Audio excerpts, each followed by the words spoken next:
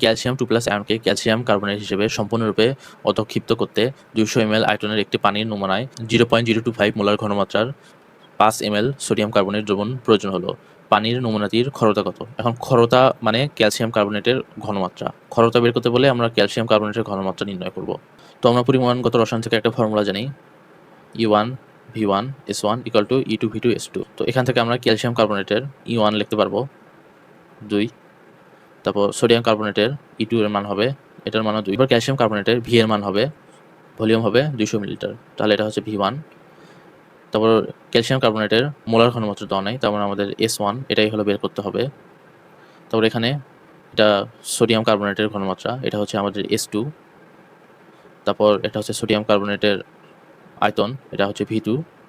তাহলে এগুলো যদি সমীকরণ আমরা বসাই তাহলে এটা ক্যালকুলেশন করলে ক্যালসিয়াম কার্বনেটের মোলার ঘনমাত্রা S1 এর মান আসবে 6.25 × 10⁻⁻⁴ মোলার। এখন এখানে খরতা ppm এককে চাইছে। এখন আমরা মোলার ঘনমাত্রা থেকে ppm এককে ঘনমাত্রা বের করার একটা শর্টকাট ফর্মুলা জানি, সেটা হচ্ছে ppm = sm × 1000, এর মানে sm × 10⁻³ তাহলে এখানে মোলার ঘনমাত্রা হবে 6.25 × 10⁻⁻⁴। তারপর ক্যালসিয়াম কার্বনেটের আণবিক ভরের মান হচ্ছে 100, তারপর ফর্মুলার 10³ এটা ক্যালকুলেশন করলে ppm এককে ঘনমাত্রা আসবে 62.5 এত ppm। তাহলে এটা হচ্ছে আমাদের খরতা।